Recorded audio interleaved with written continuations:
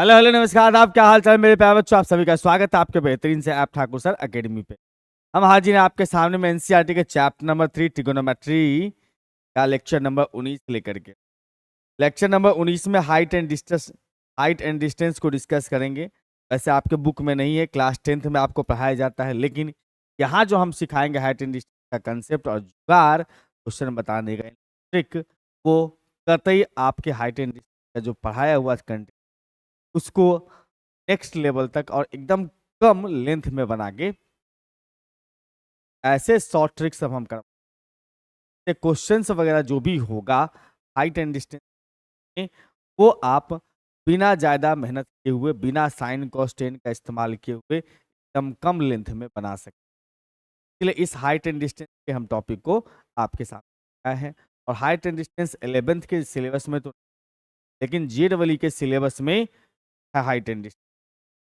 तो आपको JEE में थोड़ा सा हेल्प मिल जाएगा अगर इसको अच्छे से आप कवर अप करें तो। सबसे पहले हम समझेंगे यहाँ पर से सर एंगल ऑफ एलिवेशन क्या होता है और एंगल ऑफ डिप्रेशन क्या होता है। मीडियम में इसको हम लोग उन्नयन कोण, एंगल ऑफ एलिवेशन को उन्नयन कोण।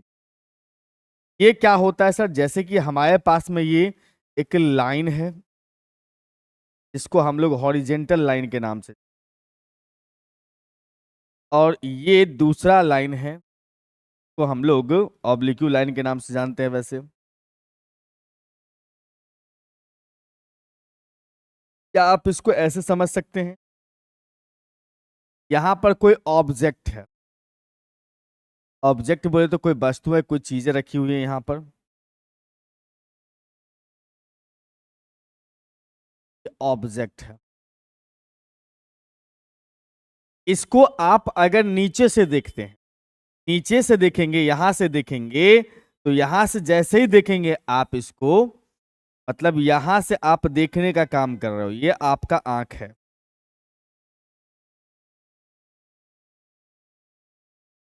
और ऑब्जेक्ट यहां ऊपर में रखा हुआ है। जब देखने का काम नीचे से हो, ऑब्जेक्ट ऊपर में रखा हो, इस केस में यहां जो एंगल बनता है, इसी एंगल को कहते हैं हम लोग एंगल ऑफ एलिवेशन।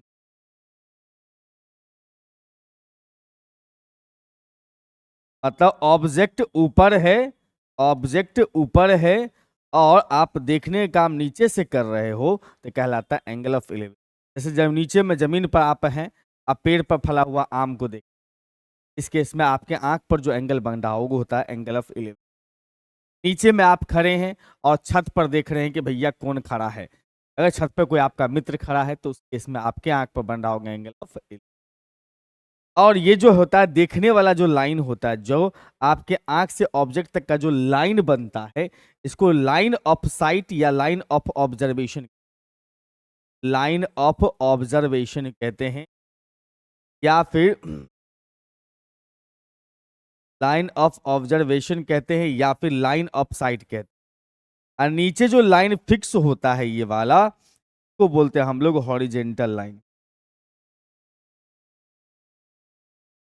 और हिंदी मीडियम से आगे पढ़े अगर 10th में आप, तो इसको बोलते हैं हम लोग क्षैतिज रेखा, इसको बोलते हैं हम लोग उन्नयन कोण, ये कहलाता है दृश्य वाली रेखा, मतलब ऑब्जेक्ट से आंख को जोड़ने वाली।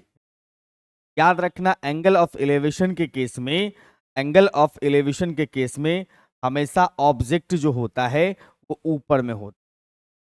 हमेशा ऑब्जेक्ट कहां पर होगा सर, ऊपर में हो,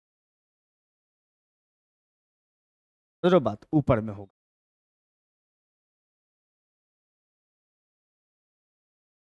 आते हम लोग एंगल ऑफ डिप्रेशन के बारे में जानते हैं। एंगल ऑफ डिप्रेशन क्या, जस्ट एलिवेशन का अपोजिट होता है डिप्रेशन। एंगल ऑफ एलिवेशन में क्या होता है कि ऑब्जेक्ट हमारा हमारा ऑब्जेक्ट जो होता है वो एलिवेशन के दुनिया में ऊपर होता है, बट इस एलिवेशन के दुनिया, डिप्रेशन की दुनिया में ऑब्जेक्ट हमारा नीचे होता है। जैसे हमारे पास में कुछ इस प्रकार का फोटो बना हुआ है,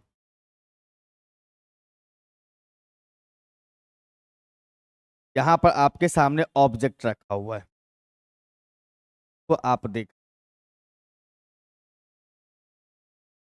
जब कोई ऑब्जेक्ट नीचे होता है और देखने का काम जो है ऊपर से किया जाए, ऑब्जेक्ट नीचे रखा हुआ है, देखने का काम यहाँ ऊपर से अगर किया जाए, ऊपर से अगर आप देख रहे हो कि आपकी, उस केस में यहाँ जो एंगल बनता है that angle is as angle of depression. और जो लाइन फिक्स होता है ये को बोलते हैं हम लोग हॉरिजेंटल। तो सिंपल सा बात समझना है कि एंगल ऑफ एलिवेशन क्या होता है, ऑब्जेक्ट ऊपर हो तो एंगल ऑफ एलिवेशन, अगर ऑब्जेक्ट नीचे हो तो angle of elevation, angle of दो तरह के।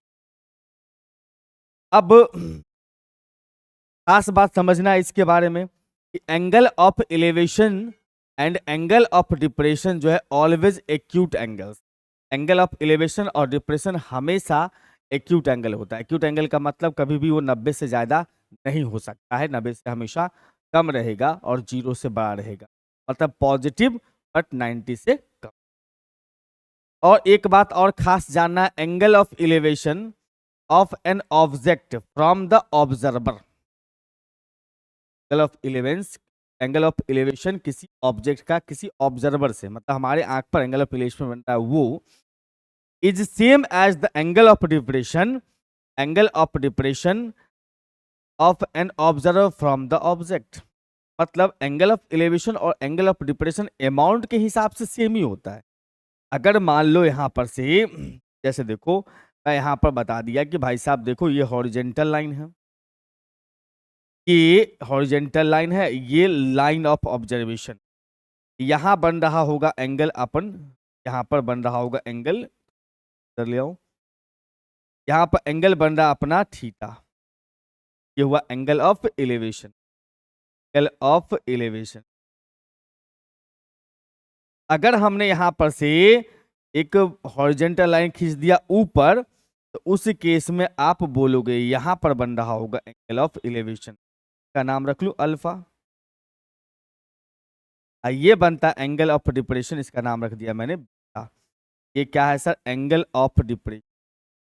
और आप जानते हैं जब दो लाइन आपस में पैरेलल हो, इसका ये एंगल और ये एंगल बराबर हो। जब दो लाइन पैरेलल हो, लाइन काटती है, तो उस केस में ये दोनों एंगल बराबर हो, तो अल्फा बराबर बीटा होता है। यानी कि एंगल ऑफ एलिवेशन जो है, angle of elevation always is equal to में एंगल ऑफ डिप्रेशन। अमाउंट के मामले में मतलब वैल्यू के हिसाब से दोनों सेम होता है, काम दोनों का अलग अलग होता है, बट वैल्यू के हिसाब से दोनों। क्लियर बात, एकदम आसान चीज। अब आते हैं सर मेन मुद्दा कच्ची भैया, कि अगर आप हाइट एंड डिस्टेंस का कंसेप्ट पढ़े होंगे 10th क्लास, तो उसमें बेसिकली तीन ही तरह का एंगल का चर्चा हो, 30 डिग्री का, 45 डिग्री का और 60 डिग्री। 30, 45 और 60 के लिए हम आपके सामने इतना जबरदस्त ट्रिक, आप क्वेश्चन में बस फिगर बनाओगे तो आंसर दे, फिगर बनाओ आंसर लाओ, फिगर बनाओ आंसर लाओ, कुछ भी हाथापाई करने की आवश्यकता नहीं, कोई साइन कॉस की आवश्यकता। 30, 60 और 45 वाले प्रॉब्लम्स के ऊपर में बात करते हैं यहां पर फॉर 30 डिग्री के लिए। 30 डिग्री वाला केस जब चल रहा होगा 30 डिग्री, उस केस में आप यहां पर कैसे बनाते हो फिगर, उस पर ध्यान रखना। जब 30 डिग्री का केस बन रहा होगा तो उस केस में आपको ये परपेंडिकुलर छोटा रखना है कंपेयर टू बेस। ये फोटो बनाना ही सबसे बड़ा कला है, फोटो आपने बना लिया तो आपका काम हो जाए। याद रखना जब 30 डिग्री का बात हो रहा होगा, 30 डिग्री का, उस केस में ये जो बेस है ना वो बड़ा रहेगा हमेशा, और परपेंडिकुलर जो है इसका, ये 90 है यहाँ पे, तो ये परपेंडिकुलर इसका छोटा। एकदम याद रखना भैया, जबरदस्त। बेस अगर आपका देखा जाए तो 30 डिग्री वाला क्वेश्चन, 30 डिग्री वाला एंगल में बेस आपका बड़ा होना चाहिए और परपेंडिकुलर छोटा होना चाहिए, फोटो बनाते समय बात का। वहीं पर जब 60 का फिगर बनाएंगे तो परपेंडिकुलर बड़ा रखना है, बेस को छोटा रखना है। ऐसा क्यों होता है? सिंपल सा लॉजिक समझिए आप इसके पीछे। अगर अगर आप 60 डिग्री बना रहे हो, क्या मतलब ये तो 90 है, ये 60 है, ये 30। हाँ हाँ, तो 30 और 60 में देखो बड़ा एंगल कौन हुआ? 60 बड़ा एंगल हुआ, उसके सामने वाला साइड बड़ा होगा। सिंपल। ये साइड रहेगा अपने पास में परपेंडिकुलर रहेगा बड़ा, और बेस हो जाएगा छोटा।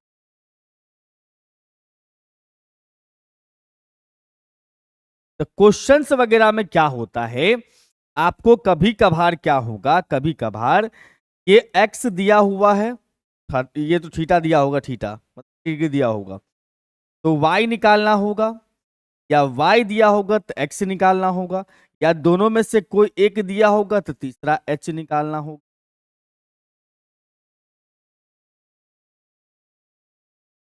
बस इतना ही तो क्वेश्चन में होता है। चलिए ना, अभी हम थोड़ा सा आपको इस्तेमाल करके दिखाते हैं ट्रिगोनोमेट्री फंक्शन।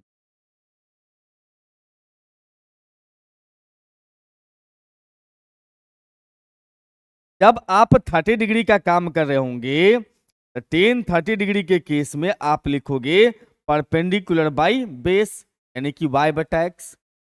और इस दुनिया में जब आप चल रहे होंगे तो यहां पर 30 डिग्री का मतलब होता है सर, 30 डिग्री का मतलब होता है 1/√3। इन 30 डिग्री का मतलब y बटा एक्स। और यहां से आप लिख सकते हो इसका मतलब x बराबर में √5, या फिर आप लिख सकते हो यहां पर से y बराबर में x बट्टा √। अब इससे आप क्या बताना चाहे सर? जबरदस्त चीज बताऊंगा इससे, बस थोड़ा धैर्य रखो, थोड़ा सा हमें 1 मिनट समय दो, बस आप ये सीख लो कि एक्स वाई में ये कनेक्शन। अगर आप यहां पर से h निकालने के लिए जाओगे, h तो h क्या होगा sir? √x² plus y²।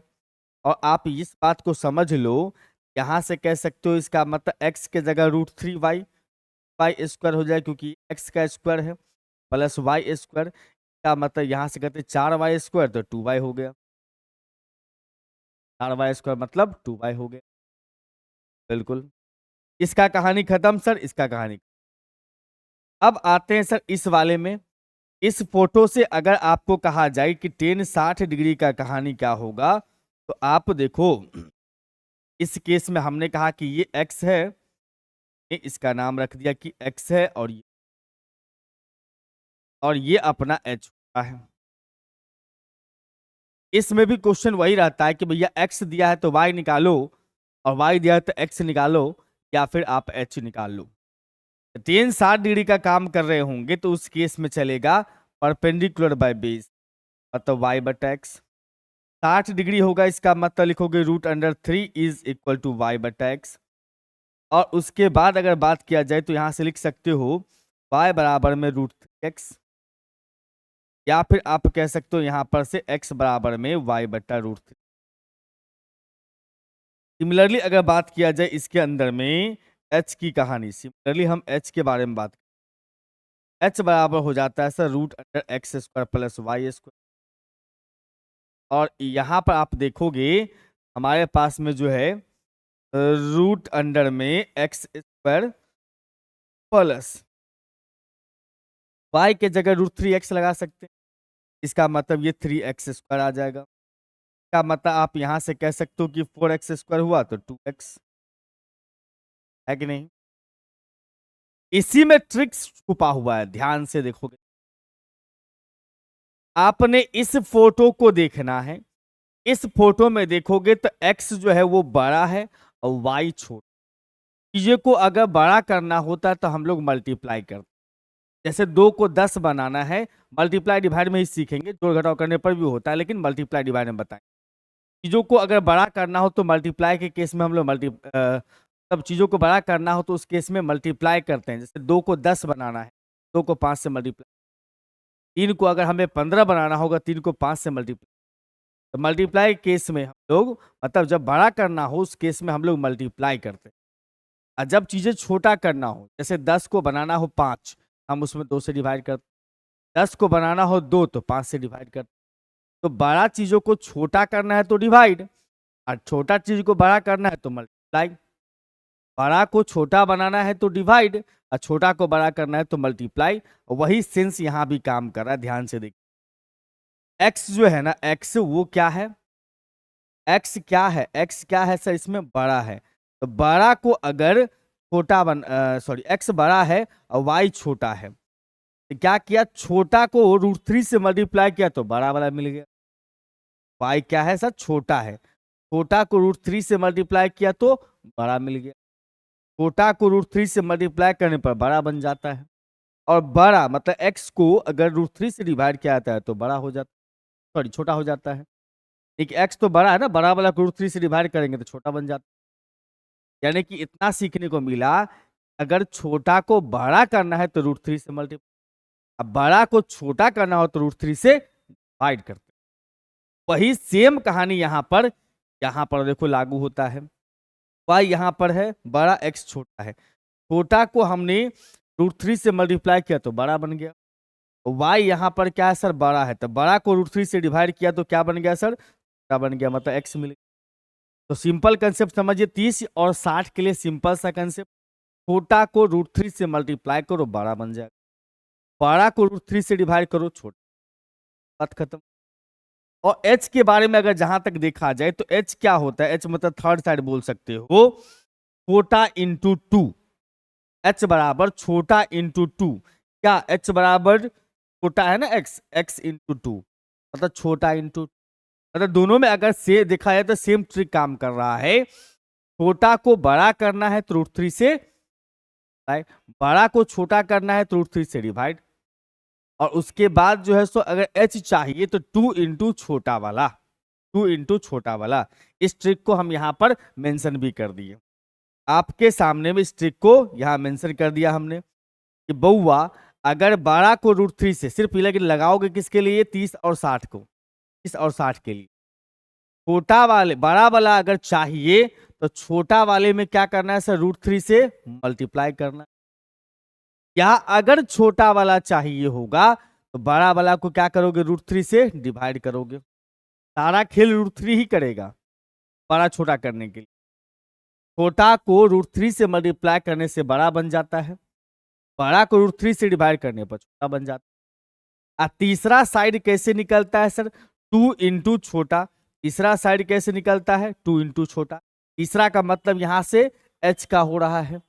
H कैसे निकलता है सर, 2 इंटू छोटा वाला साइड। यार एच से अगर आपको छोटा वाला साइड चाहिए तो एच से छोटा वाला साइड चाहिए, तो इसका मतलब छोटा साइड बराबर h/2, यानी तीसरी साइड बट्टा 2। अगर थर्ड साइड पता है, वहां से अगर छोटा वाला साइड निकालना हो, बात खत्म। पर ट्रिक है वही कि छोटा को बड़ा करना है तो √3 से मल्टीप्लाई, बड़ा को छोटा करना है √3 से। तीसरा वाला साइड चाहिए तो 2 इंटू छोटा, या तीसरा साइड को 2 से डिवाइड करेंगे तो छोटा। सिंपल सा ट्रिक। एक और कंसेप्ट यहां पर सीखना है सर, फॉर 45 डिग्री के लिए। जब कभी 45 के लिए आप राइट एंगल ट्रायंगल का फोटो बना रहे होंगे, याद रखना कि 45 के केस में आपको हमेशा बेस और परपेंडिकुलर सेम रखना, क्योंकि जैसे ही 45 की बात करो तो ये एंगल 45 होगा, ये भी एंगल 45 ही होगा, और दोनों 45 हुआ, इसका मतलब समझ लो दोनों साइड आपस में बराबर। इसका मतलब आप इस फोटो में देखोगे तो 45 के दुनिया में बेस बराबर perpendicular, base is equal to perpendicular. और अगर आपको एच चाहिए, ये दोनों तो सेम ही होने वाला है, एक्स और एक्स। अगर आपको एच चाहिए तो एच कैसे मिलेगा, एच बराबर हो जाएगा सर, एच बराबर हो जाएगा सर √x² प्लस एक्स, यानी कि लिख सकते हो √2x², √2 इंटू एक्स। एच जो हो जाएगा ये हो जाएगा √2 इंटू एक्स, तो दोनों में से कोई एक है। ये हो गया अपना तीसरा पॉइंट।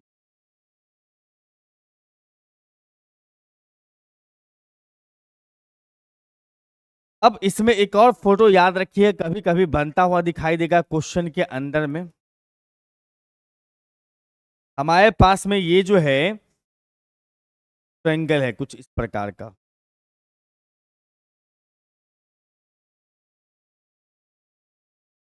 अगर मान लो ये एंगल अपने पास में 120 है, क्या वो एंगल जो भी हो, अगर आपको ये दोनों एंगल सेम है, ये दोनों एंगल अगर सेम हो जाएगा, का मतलब समझ लेना भाई साहब ये दोनों साइड इक्वल, ये दोनों साइड भी क्या होगा, आपस में इक्वल होगा। मतलब वर्टिसेस के नाम से हम जानते हैं सर एबीसी अपने पास ट्रायंगल है। अगर एंगल बी ए सी बराबर हो जाए एंगल बी सी ए, तो उस केस में आप यहां से कह सकते हो ए बी साइड जो होगा वो बराबर होगा बी सी।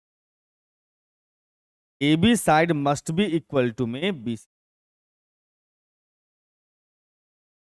एंगल दोनों बराबर होगा तो उस केस में ये दोनों साइड बराबर।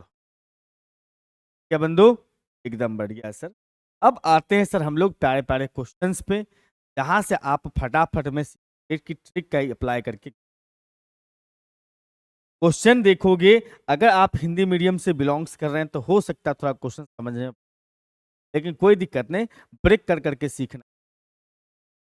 कहता है a person standing on a bank of river observes that angle of elevation of the top of tree on the opposite bank of the river is.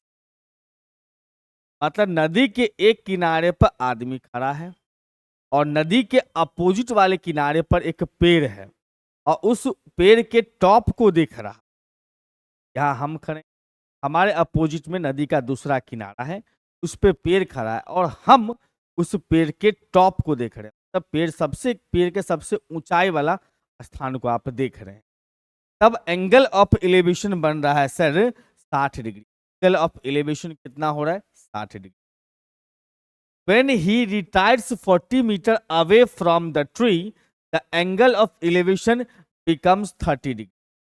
मतलब कहता है कि 40 मीटर पेड़ से जब दूर जाता है तो एंगल ऑफ एलिवेशन बन जाता है कितना, 30, 60 डिग्री से बन जाता है 30 डिग्री। तो आपको उस नदी का चौड़ाई बताना है, ब्रीथ बताना है, चौड़ाई। पहले 60 डिग्री का चर्चा करा था उसने। हम ऐसा फोटो बनाते हैं 60 डिग्री केस में बेस छोटा रखते हैं, परपेंडिकुलर बड़ा रखते हैं।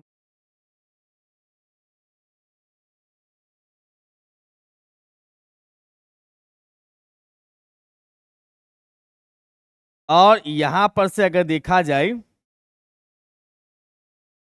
ये 60 डिग्री का कहानी चल रहा है, ये ट्री है और यहां पर एक मैन है, यानी पर्सन कह सकते हो।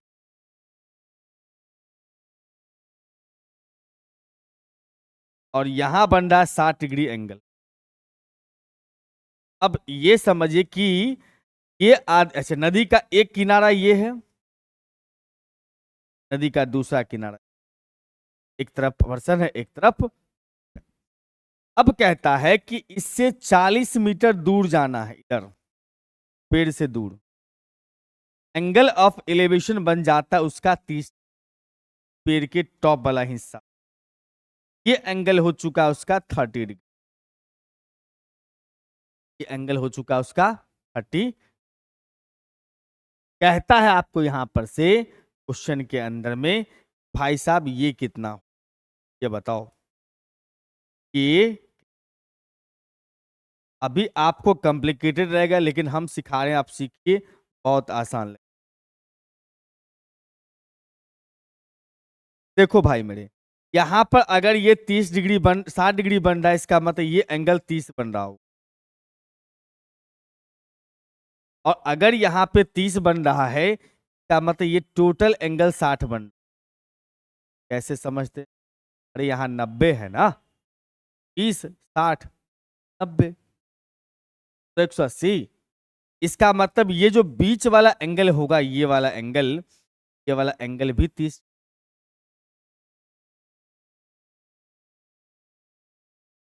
जब ये दोनों का दोनों 30-30 हो जाएगा, इसका मतलब दोनों का कॉरस्पॉन्डिंग साइड इक्वल हो जाएगा, ये दोनों साइड दोनों का इक्वल हो जाएगा।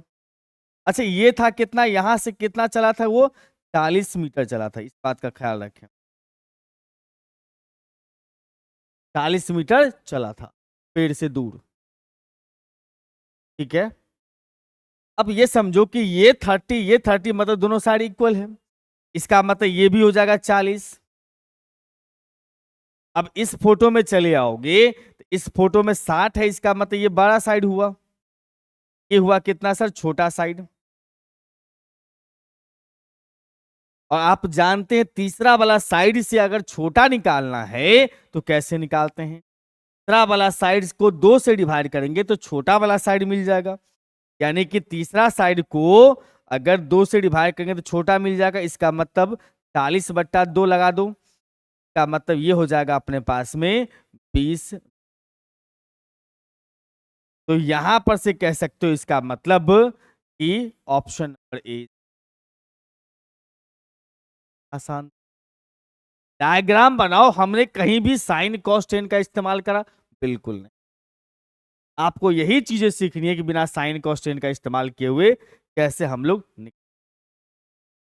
अब देखिए अगले क्वेश्चन की ओर। A man on the top of cliff 100 meter height, मतलब कहता है एक आदमी जो है वो क्लिफ, क्लिफ का मतलब चट्टान, चट्टान जैसे बहुत सारा मिट्टी का ढेर लग गया, उसके ऊपर में खड़ा है एक आदमी। ठीक है, उसका हाइट दिया चट्टान का 100 मीटर, मतलब कुछ ऐसा सीन बन रहा होगा मेरे ख्याल से। इसका हाइट दिया हुआ 100 मीटर। अब कहता है इसमें observer observe the angles of depressions of 2 points in opposite sides of the clip as 30 degree and 60। एक तरफ में इधर अगर 30 बना रहा है एंगल, इधर में किसी एक पॉइंट पर 30 बना रहा है तो उधर 60 बना रहा है, या इधर 30 बना रहा है तो इधर 60 बना रहा है, किसी एक तरफ में 30 बना रहा है पॉइंट। मान लो यहां पर कोई पॉइंट है, इधर एंगल बना रहा है 30, इधर एंगल बना रहा है 60। अब देखो जैसे ही 60 बनाने की बात होगी तो हमने क्या किया है कि भैया ऐसा नजदीक लिया पॉइंट की बेस जो है ना छोटा दिखाई, और ये जो है अपना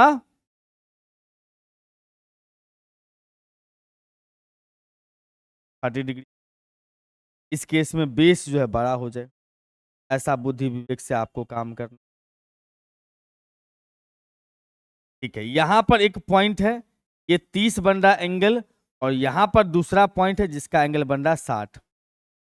अब क्वेश्चन में कहता है then the distance between 2 points is equal to, इस दोनों ही पॉइंट के बीच का डिस्टेंस बताना है, ए से बी तक का लेंथ बता,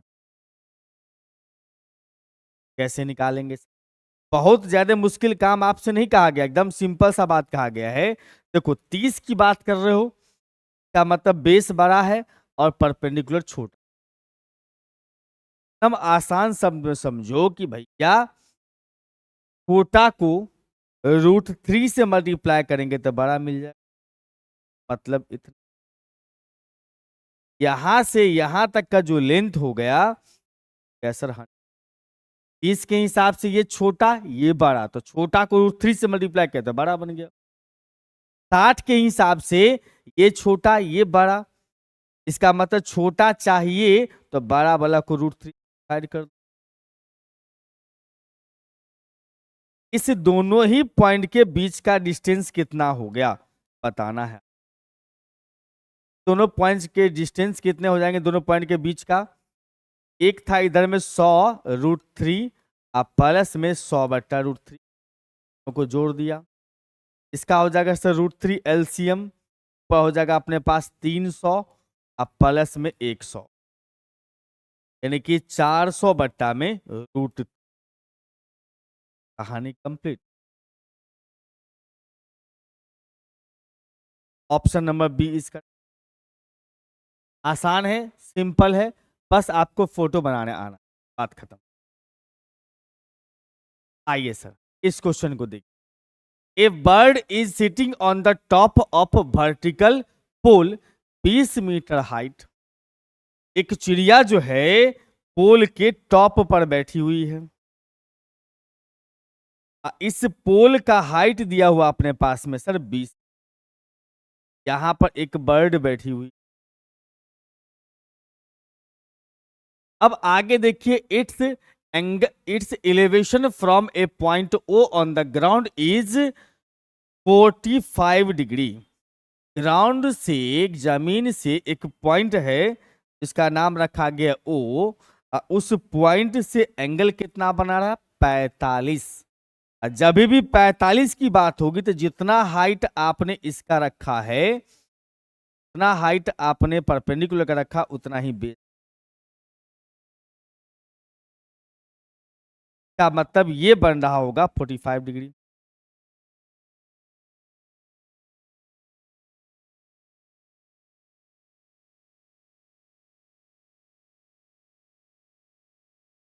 समझ रहे हो बात? इसका मतलब ये समझ के चलो कि ये 20 है तो ये भी 20 होगा, दोनों आपस में इक्वल होगा। It flies off horizontally straight away from the point O. इस पॉइंट का नाम ओ। चिड़िया उड़ जाती है लेकिन ओ पॉइंट से दूर जाती है, तो इधर जाएगी तो ओ पॉइंट के करीब चल जाएगी, तो वो चली जाती होगी। इसका मतलब इधर इस डायरेक्शन में या इस डायरेक्शन में उड़ के जाती है। ठीक है, flies off horizontally away from the point O after 1 second. 1 second के बाद angle of elevation of bird from the point O reduce to 30 degree. जैसे ही 1 सेकेंड बीतता है तो वो एंगल 45 जो था वो कम होके कितना हो जाता है? 1 सेकेंड के बाद हमने सोचा कि चिड़िया यहां से उड़ के यहां चली गई होगी। सपोज करो यहां पर बर्ड आ गई है। अब एंगल ऑफ एलिवेशन जो है वो हो चुका है 30, मतलब ये एंगल हो चुका अब 30 डिग्री। तो द एलिवेशन 30, ठीक है। Then the speed of bird बताओ। सिंपल बात है, स्पीड बराबर होता है डिस्टेंस बाई टाइम। स्पीड बराबर होता है sir distance by time. Speed निकालने के लिए आपको डिस्टेंस चाहिए और टाइम चाहिए। तो यहां पर इस बात को समझिए कि टाइम तो आपको कह ही रहा है कि 1 सेकेंड उड़ी है बस। डिस्टेंस कितना चला यहां से यहां तक का डिस्टेंस कितना, वो बता दो, काम हो जाए। समझो समझो। अब फोटो को थोड़ा सा हम कंप्लीट कर लेते हैं। यहां से इसको हमने मिला दिया ताकि ये एक ट्रायंगल जैसा बन जाए। इसके लिए बात कर रहा हूँ, 30 डिग्री ट्रायंगल जैसा बन जाए। अब बताओ यहां पर से कि ये अगर 20 है तो इसका मतलब ये भी 20 रेक्टेंगल बन गया ना यहां पर। अब ये समझिए कि 30 डिग्री एंगल के लिए ये अपने पास जो ट्रायंगल है ये थोड़ा सा कंफ्यूज करेगा, इसको ऊपर ले देता हूं।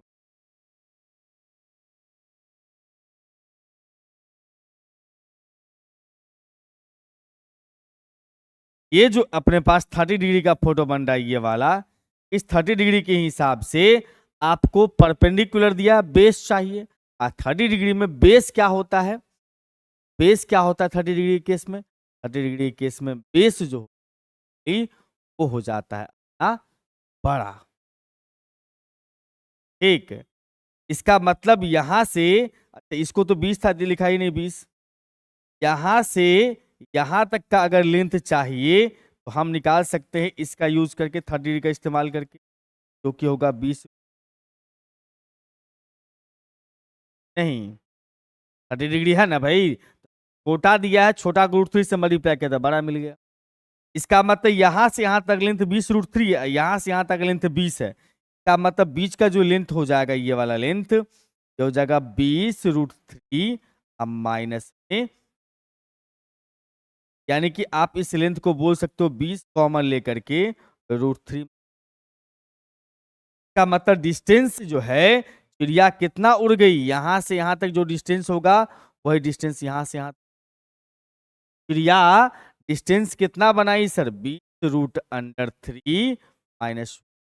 टाइम कितना ली? 1। का मतलब 20 √3 -1 मीटर पर ऑप्शन पर अपना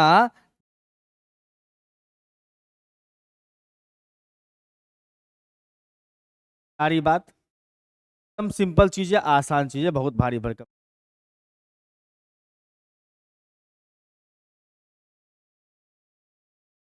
एक और छोटा सा क्वेश्चन हम पकड़ना चाहेंगे, में 30-60 का इस्तेमाल नहीं होता।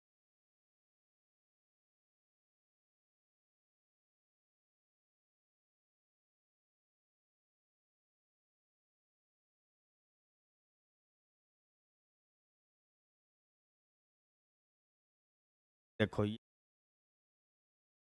ना भी क्वेश्चन करवाया, सब पूछा हुआ कंपटीशन में, ठीक, लेकिन हमने उसको मेंशन नहीं करा, आपको बस सीखना है यहाँ पे। AIEEE यानी JEE 2000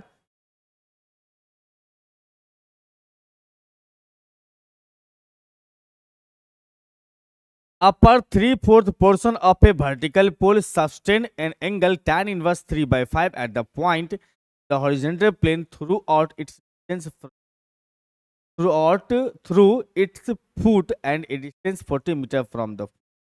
कहता है क्या कि एक पोल है, इस पोल का इस पोल का जो हाइट है उसका 3/4 हाइट का 3/4 पोर्शन, अपर पोर्शन, अगर ये 4 हिस्सा में बांट दोगे ना, तो 3/4 का मतलब हुआ 3/4 का मतलब हुआ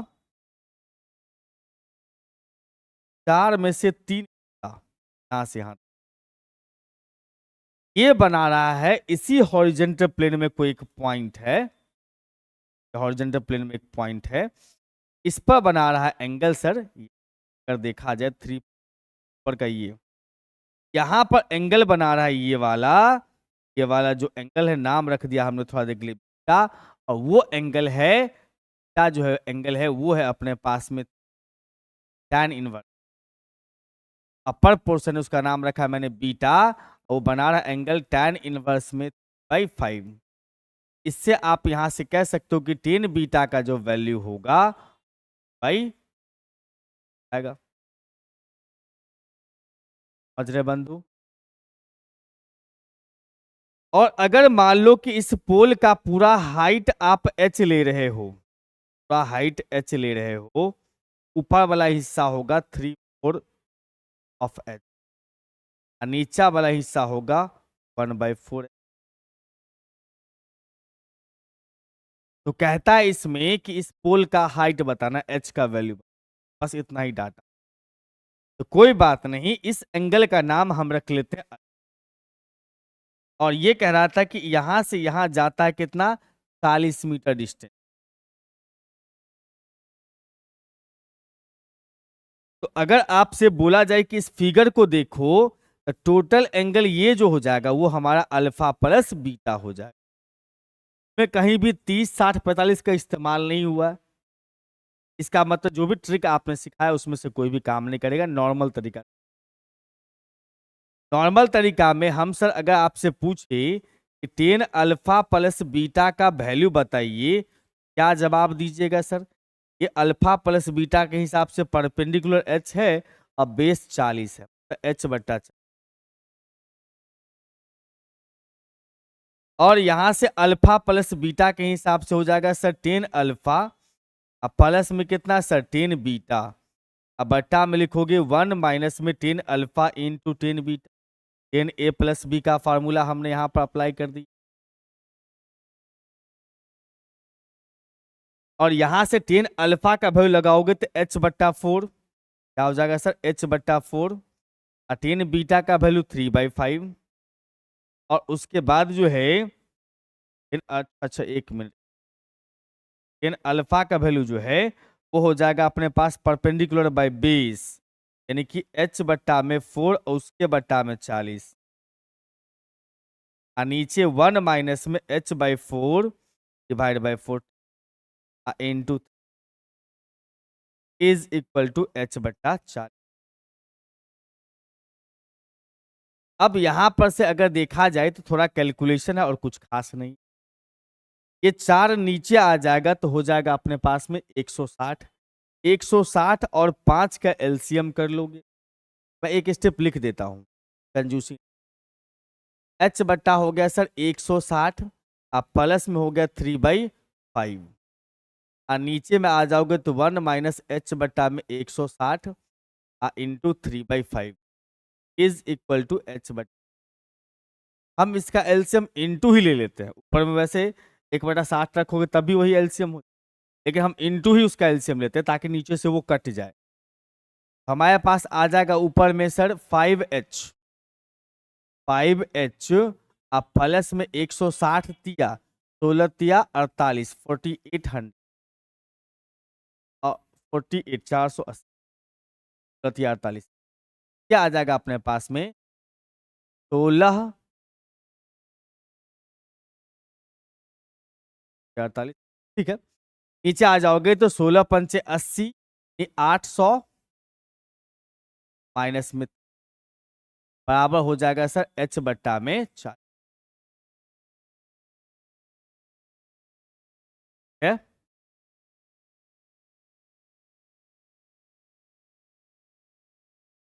ठीक है, अब क्रॉस मल्टीप्लाई कर दीजिएगा, इसको 40 से मल्टीप्लाई करेंगे तो हो जाएगा अपने पास में 20, 20 200h, अब फिर प्लस में यहाँ आ जाएगा 40 से मल्टीप्लाई करो तो 4 डबल जीरो हो जाएगा, 4 8 32 का 2, 4 चौका 16 और 2 3, ज्यादा अमाउंट हो रहा है बड़ा।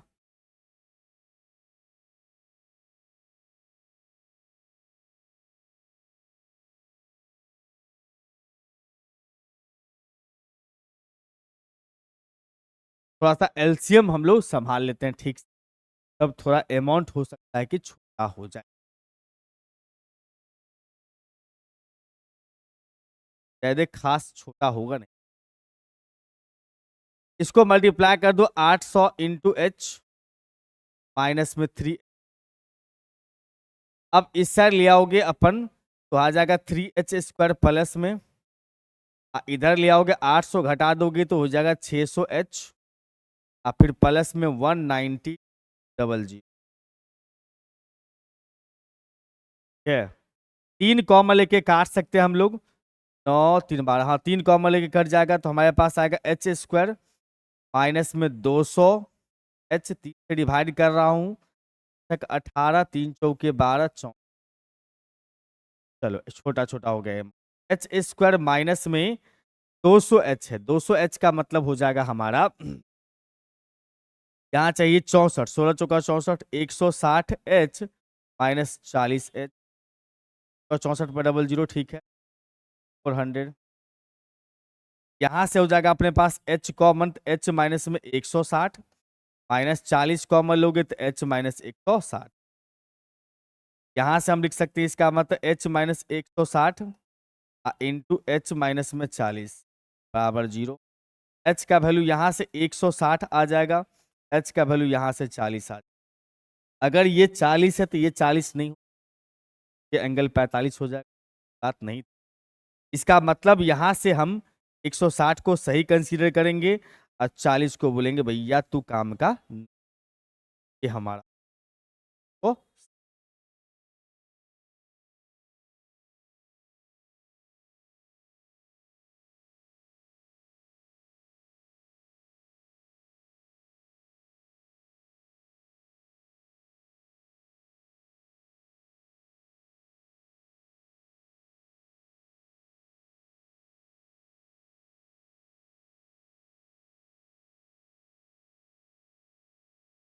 इसमें देखो दोनों में से कोई भी पॉसिबल आंसर हो सकता था, दोनों में से कोई पॉसिबल आंसर। अभी ये बात तो यहाँ पर मेंशन नहीं कि ये 45 नहीं हो सकता, ऐसा रहता कि 45 नहीं हो सकता है तो हम लोग 60 को क्या कर देते, 40 को छोड़ देते, लेकिन यहाँ पर ऐसा कुछ भी मेंशन नहीं कि भैया अल्फा प्लस बीटा 45। समझ लो बात मैं क्या कह रहा हूँ, अगर दोनों ऑप्शन रहता यहाँ पर कि 160 भी रहता और 40 भी रहता तो उस केस में हम 160 को लगा 40 को, लेकिन जब हमारे पास में सिर्फ 40 वाला ही ऑप्शन अवेलेबल है, तो हम 40 को इग्नोर कर सकते हैं, 40 ही है बंधु। उम्मीद करता हूं कि हमने इसमें हाइट एंड डिस्टेंस के अंदर में सारे कंसेप्ट को अच्छे से आपको, और इसी के साथ आपका ट्रिगोनोमेट्री का जो लास्ट टॉपिक था हाइट एंड डिस्टेंस, ट्रिगोनोमेट्री आपका फाइनली हो जाता है। अब हम लोग स्टार्ट करेंगे नया चैप्टर, या तो सीक्वेंस सीरीज स्टार्ट करते हैं या हम लोग कॉम्प्लेक्स अगले लेक्चर। तब तक मुलाकात, तब तक आप घर पर ही मुस्कुरा के पढ़ते रहिए, बात करते